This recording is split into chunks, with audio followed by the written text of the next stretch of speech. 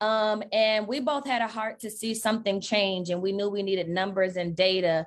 And I mean, I think that's probably gave us all some sleepless nights trying to make sure that we got it right. Because when you go without it for 21 years and you understand that data can live appropriately for about 8 to 10 or 7 to 10, you have to make sure you get it right. And so I think this is all definitely our love letter and our love gift to the Black church, because this was like probably the most important work we'll see in the last decade, that we've seen in the last decade or two on data.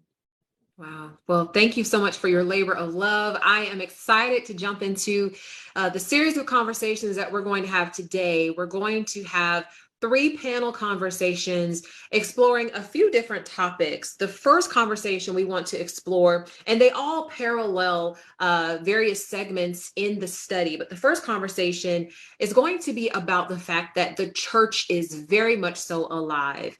I also love data, and the Pew Religious Landscape study has said that the fastest growing religious segment in America right now is the religious none, None. And these are people without any religious affiliation.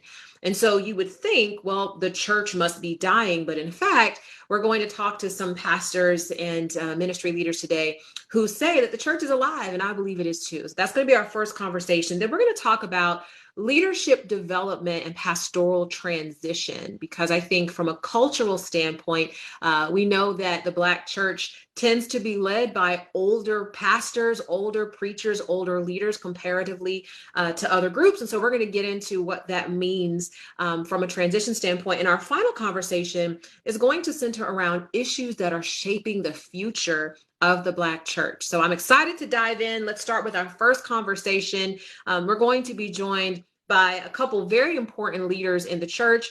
We have Reverend Tony Lee, as well as Reverend Dr. C.J. Rhodes. Can you join us? All right. Hey, friends. Hi. Hey, folks, how are you? Oh, doing wonderful, doing wonderful. I want to kick off with a question. And if you would, before you answer the question, I'd love for you to share more about where you're located, a little bit about your church. But one of the questions that I wanted to pose to this group is just, what do you see in the data? What do you see in your ministry day to day that indicates that the Black church is in fact alive and well? And I want to kick that question over to Reverend Dr. C.J. Rhodes first, and then I'll have Reverend Tony Lee follow up. It was a pleasure to be here. Thank you, Nona, Dr. Bree, for the opportunity to share. I'm based in Jackson, Mississippi, and I pastor Mount Helm Baptist Church, which is the oldest historically Black congregation in Jackson, the second oldest in the state of Mississippi. I'm also a chaplain at Alcorn State University, the oldest Black land grant school university in the country. And in those two spaces, I have an opportunity as an old millennial or a young Gen Xer, depending on who's doing the research, pastoring a largely baby boomer church and teaching a largely Gen Z population. There are, of course, struggles and tests when it comes to the church reaching multiple generations simultaneously. But I've been very, very encouraged that a lot of my peers and younger, so millennials and Gen Z, and even Gen Alpha for that matter, have a love affair with the church. And they may have issues with the church. They love Jesus, but they don't like a lot of the foolishness that happens in many of our congregations. And congregations, pastors in particular, who are willing to make those necessary pivots, as we've seen through this pandemic, are really seeing a number of young people interested in the historically Black church. We've seen it in our congregation in particular, as we've had over the last maybe 5 years, a very thriving children's ministry. So at the end of the day, as much as folks say they like my preaching, right, they're joining the church because it's a place where their children can be nurtured and discipled. And so these are millennial parents of very young children who believe that the church has some import in their lives, a sense of community. We've seen, no offense to the megachurch pastors on the call today, but we've seen a lot of younger folk move away from mega churches to these sort of boutique, smaller congregations, because they want a sense of community, sense of connection. They want their children to grow up with other children in the faith and to know one another. They're returning even to this notion they want their pastor to preach their funeral at some point. So they want to be in a church very long to have that sense of connection. This is interesting because about 10 years ago, that wasn't really the conversation we were hearing a lot of, but more and more now we're seeing a hopeful disposition, and I'm excited that the data that Barna and Dr. Bree have borne out give us evidence and give us hope that this trend will continue.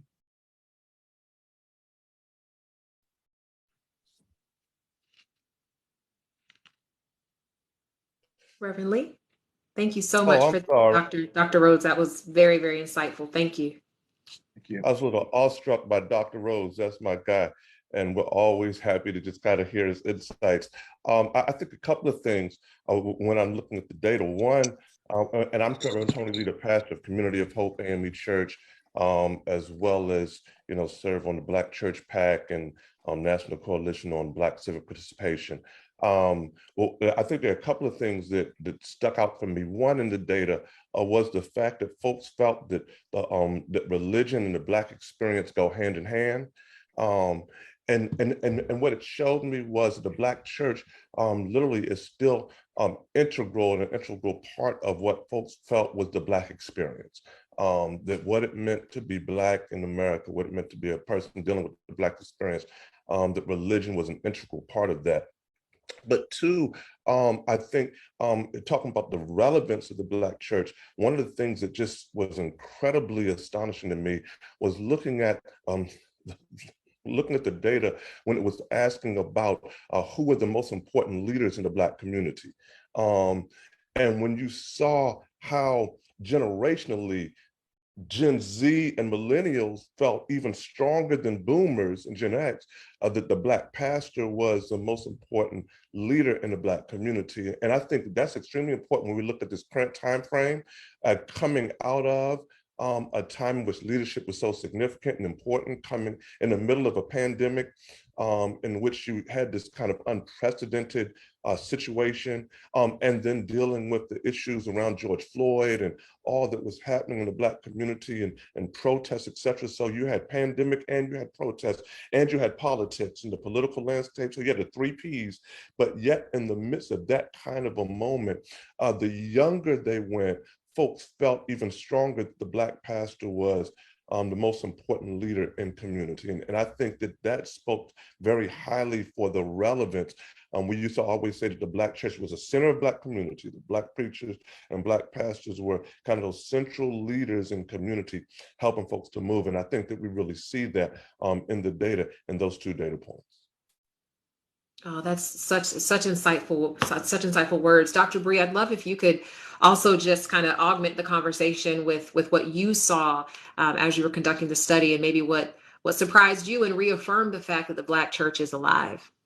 Yeah, our best-selling merch on our website is I Still Believe in the Black Church. And part of the reason I could say that so emphatically was looking at this data. When we looked at Generation Z to see that they were still hopeful, that was really important for us, especially, things like leadership of the church and how important it was for them to know that the leadership and staff of the church really cared about the congregation. So it's pretty much signaled that they were saying, come see about me. You know what I mean? Like, it's important that the leadership cares about me and what I'm doing, which is not anything that we shouldn't expect, simply because the best programming in any church, definitely the Black church, happens in children's ministry and youth ministry. So they are definitely going to believe that leadership matters in ways that maybe older young adults and boomers and Generation X won't be able to see the same, because the programming kind of wanes after a while. So that means the relationship with leadership would change. That was extremely important for us to see and mark. We also got to look at things that were equally as important, like the things that they valued and the things they had issues with. When I looked at the issues they had with the church, the challenges, the things that they wished would change, these are things that we can fix pretty easily, like transparency when it comes to money. First, we have to remember that we haven't even seen any really major national financial scandals in decades. And the ones that we can even recall were actually white televangelists. So those aren't even our issues, but the media continues to portray certain parodies and tropes that people hold on to. But that's easy to fix if you know how to be transparent in your churches when it comes to financial issues. So I felt like the issues that they had the greatest challenges with were things that we could really overcome with some training. I'm also encouraged when I look at even the number of sales of the book or how people have engaged our work. That was incredibly encouraging, because that means pastors are really encouraged to see what's happening, where they are, and how they can make pivots. But nothing should ever give us more hope than seeing what emerging generations feel about the Black church. And the last thing I'll say in that is Black people are still dusting everybody in data when it comes to church affiliation. The only time we didn't dust the rest of the country, and I believe Latinos actually had us by a couple percentage points, was in Christian affiliation. And so when we look at that, we have to remember that we've been in a crazy, what I could say, about 13 years, because it started with all the drama and racism toward Obama, and then all of the foolishness and leadership of Trump. And so I think our real issue when it comes to Christian affiliation is identity. So now we have to figure out, are you the Christian who wears a red hat that says "Make America Great Again," or are you the Christian who will go out and go to the streets when George Floyd dies? What kind of Christian you are? So I think when it comes to affiliation identity, our issue is not that we aren't identifying anymore, or we're not dusting this country and data in that area. The real issue is we almost need a new name so that you know which kind of Christian you are. You know, the kind who believes children belong in cages, or the kind who believes that you're supposed to take care of widows and orphans, or are you going to be the kind who will believe that, you know, unemployment rate can stay where it is, or are you the kind that believes that the poor should not be among us? And so we're trying to really figure out what it means to identify as a real Black Christian who believes in the core of the Black church, who will not be swayed by nationalism that's supposed to be Christian. All those things have to be sorted out before I think we can really figure out where Black people are on Christian identity and affiliation. Oh, this is good. This is powerful. Something I was thinking about, Dr. Bree, when you were talking, because I work in tech as well as in a local church context, predominantly Black church. And one of the things that's most encouraging to me is through the pandemic, through this last 18 months, it's been interesting to see how the church has pivoted toward technology. Whereas for decades, you know, we had, you know, Black pastors in particular who were like, nope, I am not going to be live streaming because the people will not come to the building. And I was just talking to a pastor a couple of days ago, gentleman, he's been pastoring for like 45 years.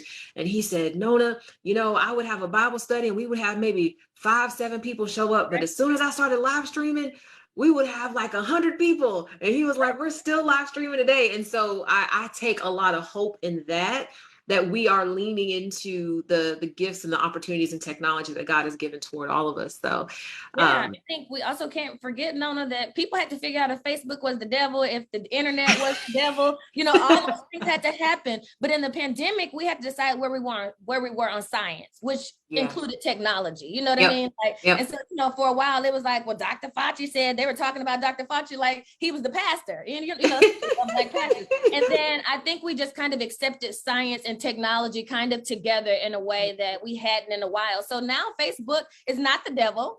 Facebook may indeed be an angel, depending on who you ask, but we had to make some real pivots. But I think our real decision on technology came by force, but I think it's something that will last for a while.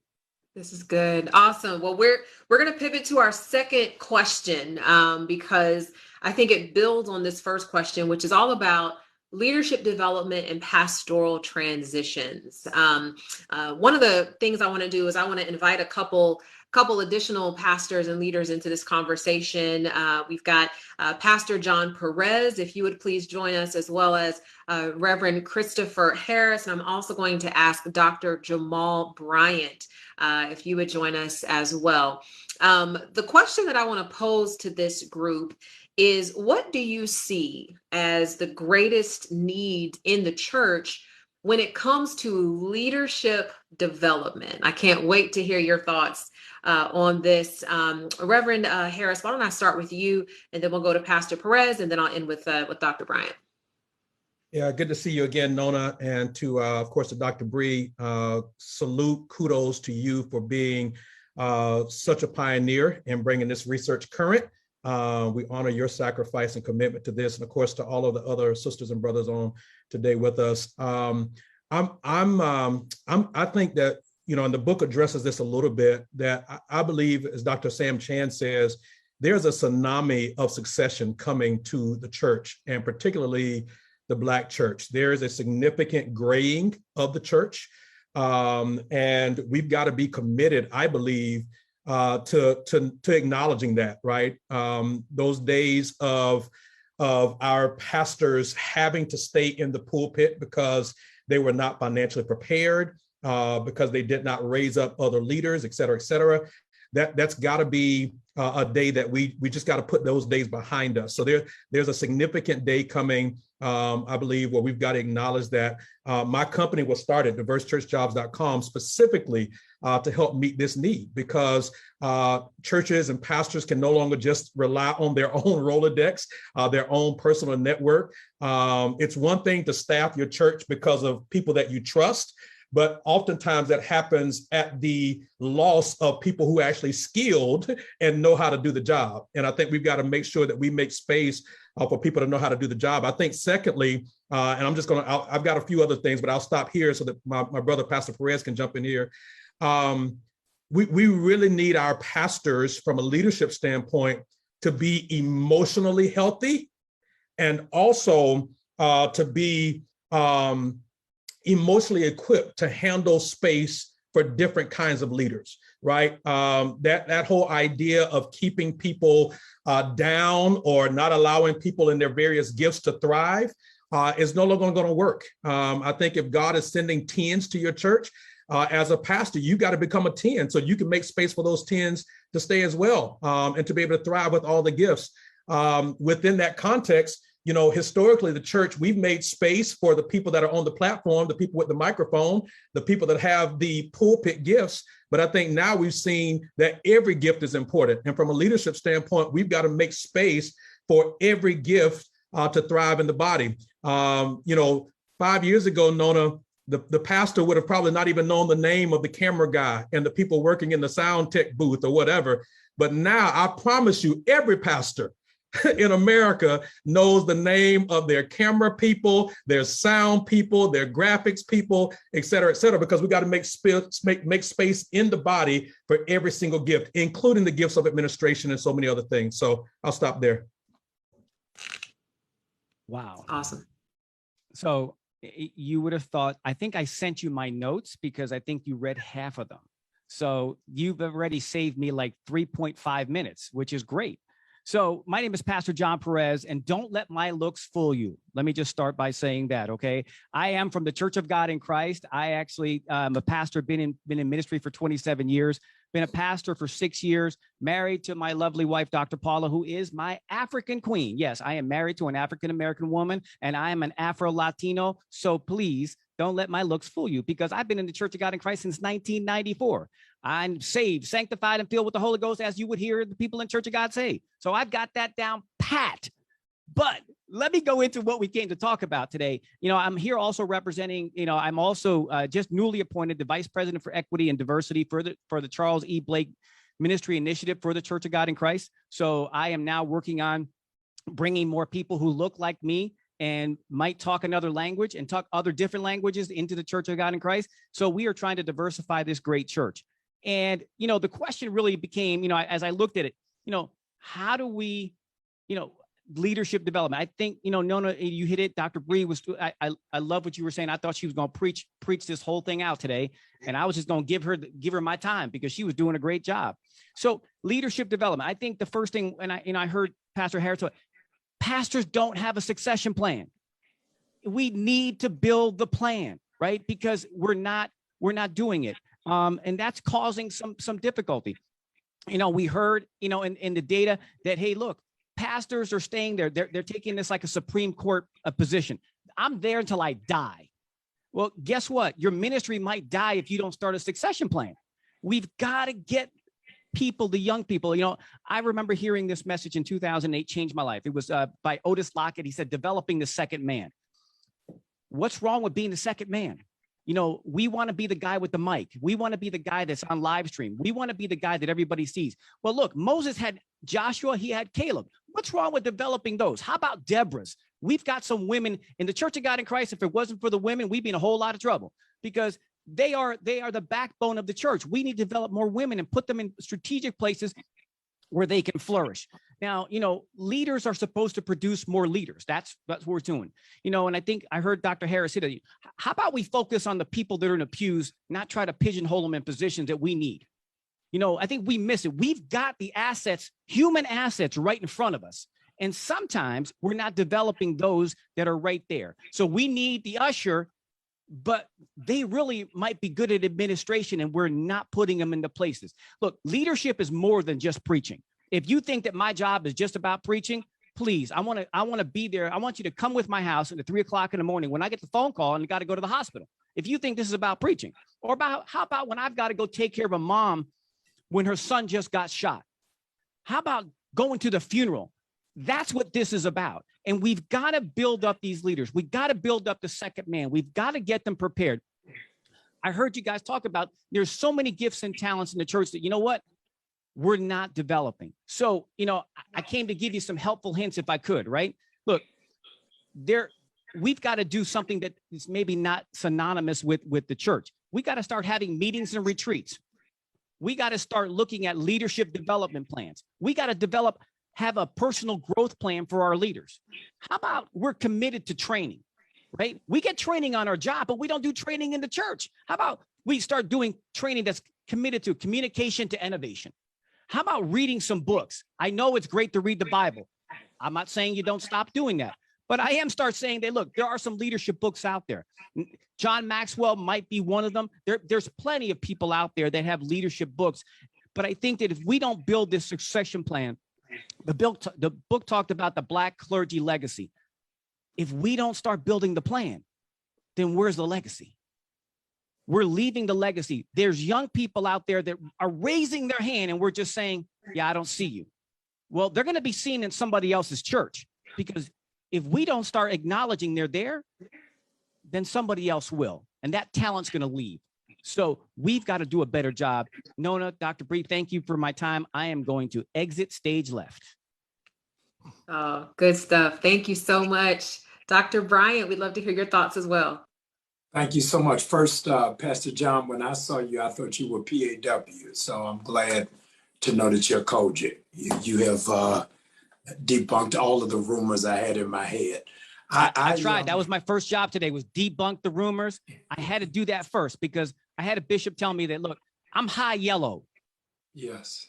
That's it. We love you, Pastor John. I am really a case study by itself in terms of succession from two different areas for you all as critical thinkers. Is one I want to place as an asterisk is that we not lose the notion or the understanding that the whole idea of mega churches within a Black construct is just one generation old. I am a part of just one of three mega churches have gone through transition. Four. That is Bishop G.E. Patterson, whose nephew came through, Dr. Fred K.C. Price in Los Angeles, California, Dr. Ivy Hilliard in Houston, Texas, and where I presently am at New Birth, succeeding Bishop Eddie Long. Of those four, three are succeeded, Pastor Bree, Dr. Bree, by family members. So I am the only one who is succeeding in this construct that's not out of bloodline or DNA. So I got to put that in one folder. I am coming from an A.M.E. church that I founded and started, and Nona left to the denomination. The denomination, one that does not major in church plants, absolutely was not equipped for church exits. So when I left, it put the denomination in a tailspin for us. You don't leave unless you're becoming elected a bishop, becoming a presiding elder, retiring, or death. But they really are not looking for you to leave. And so I've had 6 in one hand and 6 in another because I was a part of a search for a successor of a mega church, along with 135 other people. And I left a church where the bishop makes the singular appointment without buy-in. And so I've seen it on both sides. So I want to say, in one hand, denominations need to have this discussion and dialogue, because we don't do anything in terms of what Pastor John said, equipping the second man to stay there or grooming them to succeed.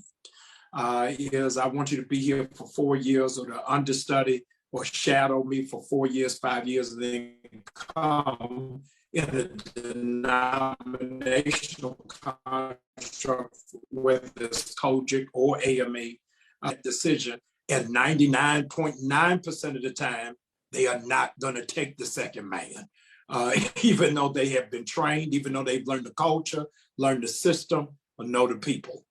Then coming into a place where you are not appointed by a bishop, but by a committee, in my new life as a Baptist, is knowing what is the succession plan for people who were not equipped for a successor,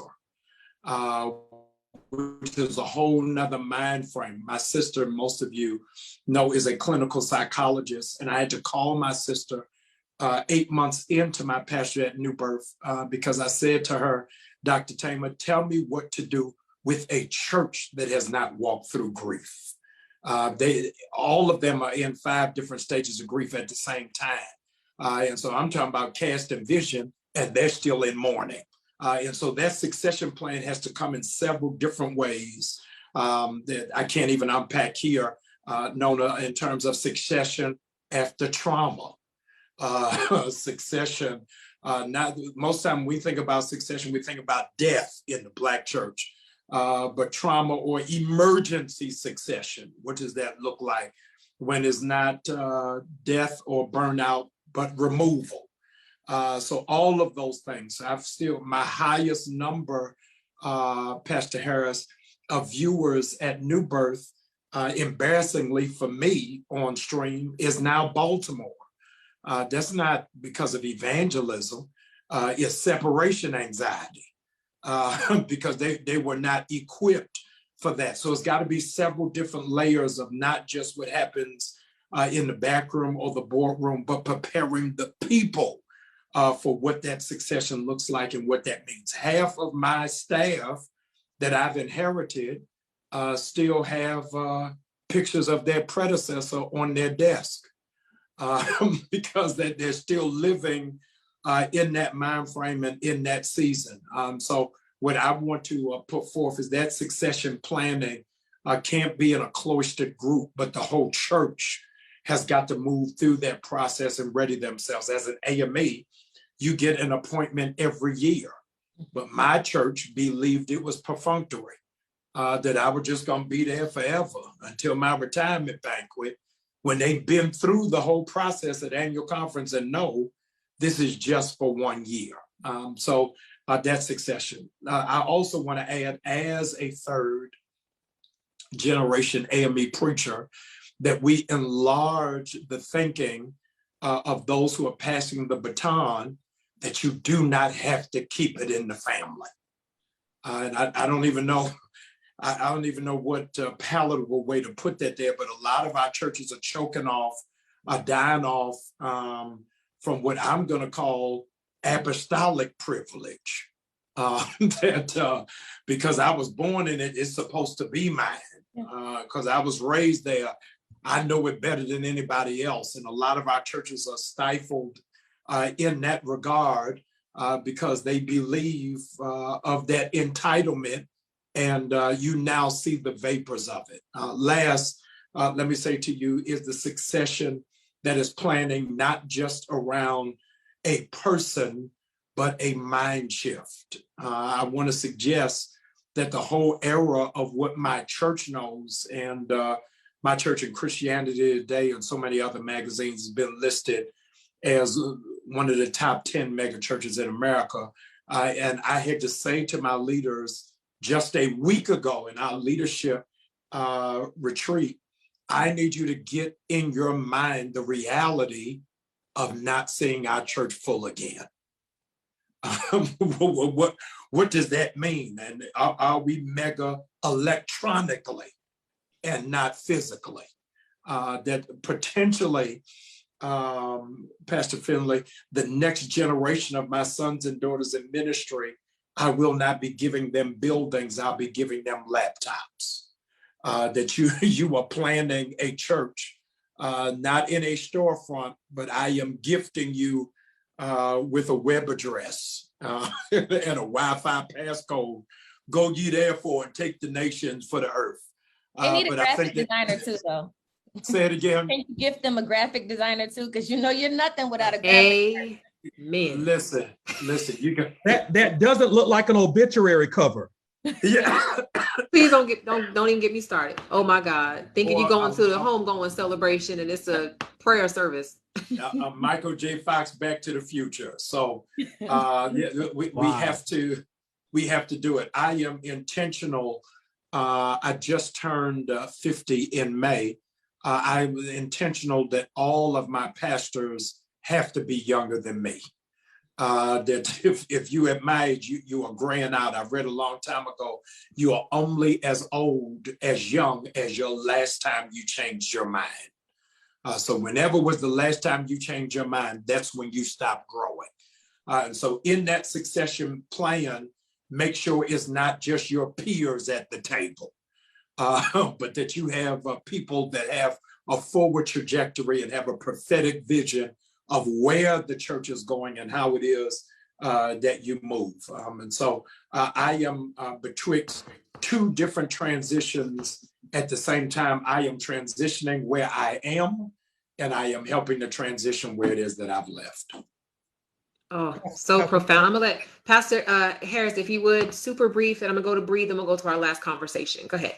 Yeah, just really fast on the backdrop of what Dr. Bryant just shared. I think it should be noted really fast, the average steering committee or pastor committee that finds the pastor operates for about 12 to 18 months. And what I'm finding is in that 12 to 18 months, in many churches, they are in essence killing the church because the speed of change is now no longer 12 to 18 months. So you're going to take 18 months to find a replacement. And the people that you're finding the replacement for are saying, we're not going to hang around for 18 months while y'all jockey and politic for the new leader. We're going to go somewhere else. And so then that pastor has to come in and literally start from scratch again because the committee or the decision makers move too slow. I just wanted to offer that on the backdrop of what Dr. Bryant shared about that succession. That's good. Dr. Bree. If I can add something, Sister Nona, just real quick, as an addendum to that, my disadvantage, Pastor Chris, to that is that only, for my context, only the search committee voted, not the church. So the church did not have a word in it, so they were introduced to their pastor. And so that's a whole nother, that's a whole nother thing in and unto itself. But yes, I agree with your point. That's good. Dr. Bree, your thoughts? Yeah, I think we've been able to see that when it comes to leadership, I want us to remember that it's something that we should probably be surveying our own people for. We cannot take one general national way of doing leadership and accepting it as our own. I think Pastor Bryant has made it very clear, right, that everybody has a different situation. I also want to commend him on doing a fabulous job on both ends, working through something that nobody could really lead you through. But what we noticed in transition and leadership that no one has talked about yet, that I just want to put on your minds, is church planting in the Black church. We don't have church planting organizations, and people only plant a church. I'm going to say this, very bluntly, like people know me to do. 97% of the people who plant a church are pissed off, right? they're throwing a hissy fit or temper tantrum, or they're trying to save somebody from what they're leaving. And we really don't know a transition into a church plant that is really releasing someone to do what God has called them to do. It always has to be some type of beef. And so it's rare that you find it in the Black church that people don't feel disrespected or that someone has fleeced their flock, you know what I mean, when they're trying to walk away. And so we really have to understand transition as a way of release, as a way of helping people to walk into whatever God has called them into. And when people are transitioning, this is something Dr. Bryant did well and always does. I think we imagine if we do it quietly, that means we're doing it humbly. And that's just not true. When people are transitioning, especially in a digital age, you have to show people online what transition looks like, what you're doing in the community. The Black church kills ourselves trying to be humble, but it's not that we're actually being humble. We're not being transparent enough to show people what's happening behind the scenes. And in a digital age, we need to see transition to believe transition. Ooh. This is a good conversation. I am going to transition to our last conversation. If we have a few minutes at the end, if there are any last thoughts you want to share, I'll turn it back over to this group for that. But I want to introduce a couple more panelists to our discussion. We have Pastor Timothy Findley, we have Dr. Shannon Polk, and we're going to bring back Reverend Tony Lee, who's going to also join us for this last question. And the question is simply this: what do you see as key issues that the Black church in particular is influencing for good? And why is that important? And let's start, if we can, with Dr. Polk. We'll start with you, then let's go to Pastor Findley, and then we'll end with Reverend Lee. So thank you for that, Nona. I appreciate that. So I think the first issue that really starts in the forefront of my mind is the fact that we're in the second social justice, civil rights era right now. And so the Black church has been a leading voice in the way that we always have been around this issue. And so we have been able to be a beacon to the rest of the Christian communities. Like, we don't know how to lament. Well, come over here, we'll help you. We don't know how to work through these issues. Well, come over here. We've never had to. What do you mean we can't meet in person? Oh, you have to meet in secret? Come over here, we'll show you how to do that. Because we've always had to do much with very little. We've always had to get creative because there was always something that happened that was upsetting the apple cart. And so in that way, we have been able to lead and be in the forefront of, this is how you do church. This is what we have available. And so we've been able to be a beacon and a light in a way that other folks hadn't even had to be that kind of creative. I think another piece is the fact that women have always had a voice, but now that we have education in that voice, we are demonstrating the role of women, not just to have, positional leadership, but to really lead. To the point earlier that we do have, and it's interesting, we now have Black female church planners in a way we've not seen before. And it's because they're like, look, we're ready, and we're not waiting because we already have the education, we have the certification, we have the authority that's giving us through our denominational bodies. So we're ready to move. And so what that has done is, for women that have been sitting in the pews wondering where they need to be and where they could find their voice, we've been able to demonstrate that as well. And so I think that, and I think the third thing I would point to is just addressing structural racism and being able to demonstrate in the community, where are those levers for real systemic change? Don't just come saying you want to do relief work. Everybody wants to do relief work. Everybody wants to give a backpack. Everybody wants to do that. That's easy work. Let's come talk about how we make real systemic change. Now, I'm born and raised in Flint, Michigan, okay?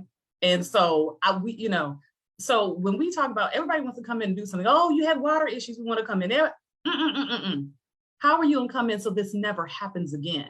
And that's where the Black church has been leading. Like, look, don't just come in here occasionally and episodically. You need to come in here and plant yourself the way that we have been here for years. And I believe that's an issue where we're making systemic and real change. So good. Thank you for that. Pastor Findley? Yeah, I would absolutely agree with Dr. Polk. And just to take it a step further, I think where we're seeing a difference today is that Black leaders and Black churches are really bringing the accountability factor to the streets, to the fight for justice. There's a term that's usually derogatory But I like the way Pastor Jerome Gay, he sort of breaks it down when he talks about the word coon.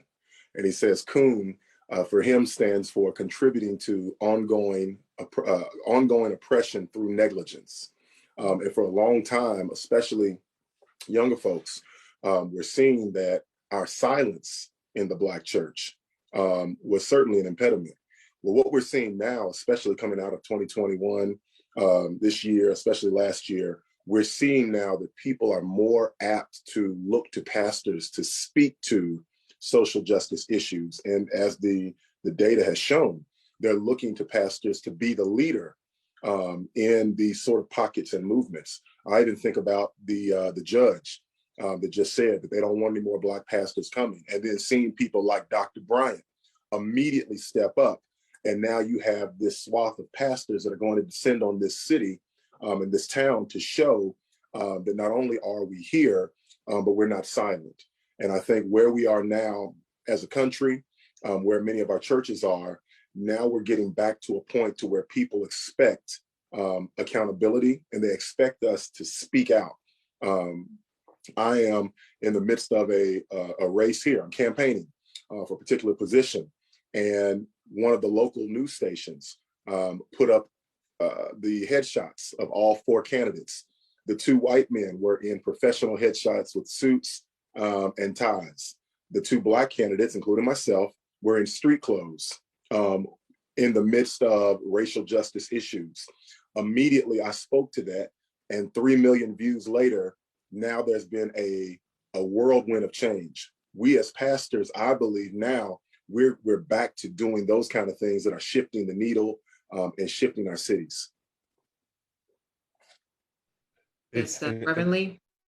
Yeah, I think Dr. Polk and Pastor Findley shared it with us so eloquently. I think that when we look at the data, there are a couple of things that really jumped out at me. One, when we looked at the data when it came to politics, that one of the pieces was that Black folks felt a sense of powerlessness when it came to politics. And so you saw that. But the other piece, or the other bookend to that, was that they saw the Black church as a source of comfort. Because the Black church was a place where they felt they had control of their lives. And so here you have kind of this political sense of powerlessness, but this space and this feeling that the Black church is a place of comfort and a place where they have control. And so I think that that is one of the reasons why it's important for the Black church to be able to stand. I would coin some of the wording of my good friend, Pastor Mike McBride, and the folks that live free, that we need to be focusing on the body, the ballot, and the buck.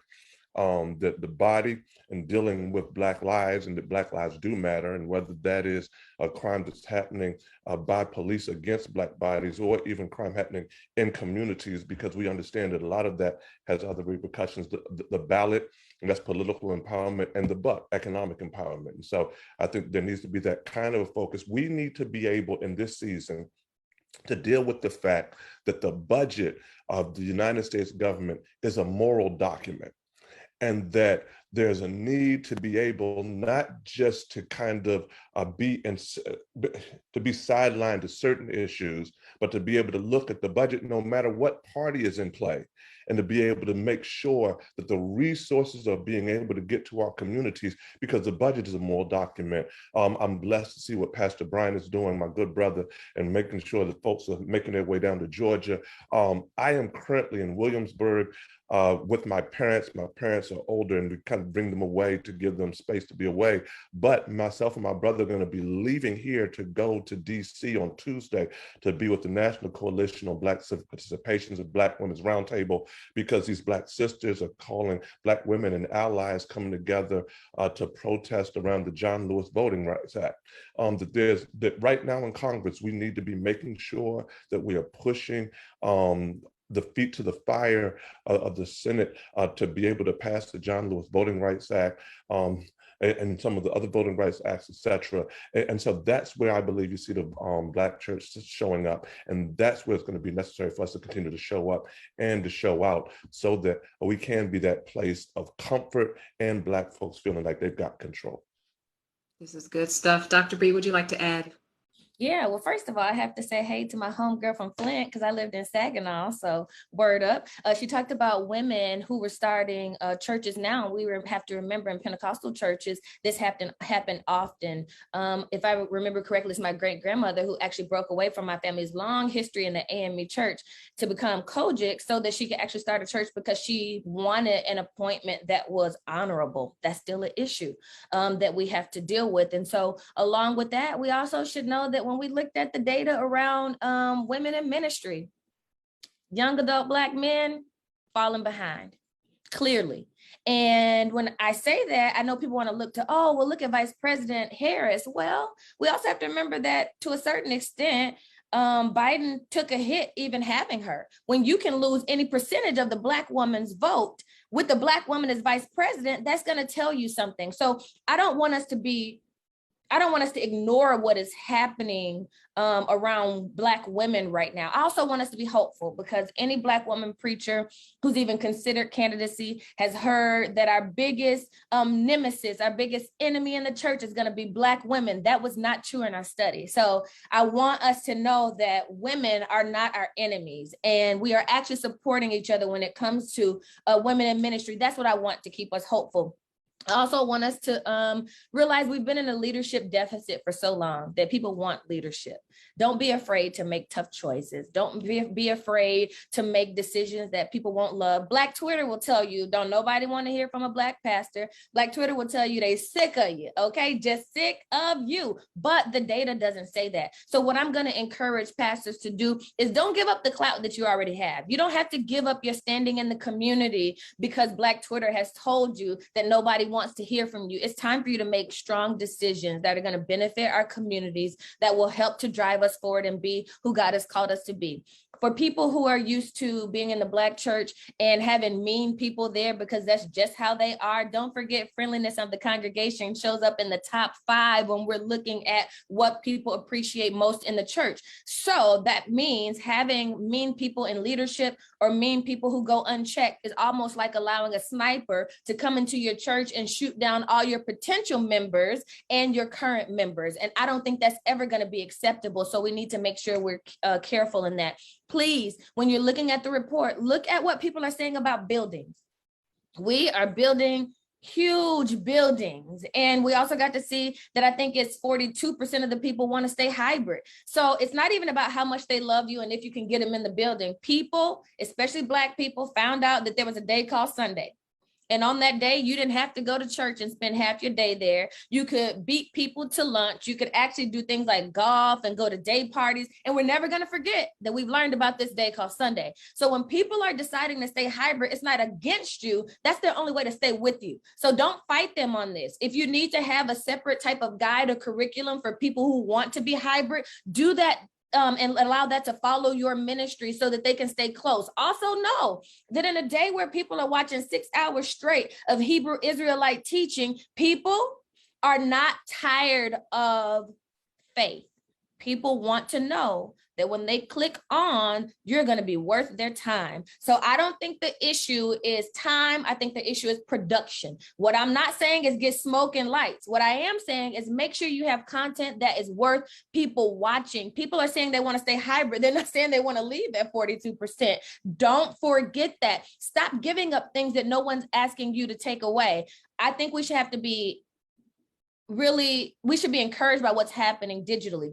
Also know, when it comes to gentrification and ownership, don't forget it's PJ Morton who said, buy back the block. If I don't own it, I don't want it. That should be physical real estate and digital real estate. Figure out how to own your space, whether that's SEO, whether that's email for communication. Figure out how to own your digital space. And we did some work on gentrification, and all we learned was that parishioners don't know anything about gentrification. They don't care about it. So if you want them to care about community in that way, and you want to be able to raise funds to buy back the block, you are going to have to educate your community on gentrification and its impact. Because all most people know is that we get a Starbucks and we get to shop at Target on our way out. And so we have some work to do. But I want everybody to know we clearly still believe in the Black church. We have every reason to believe in the Black church.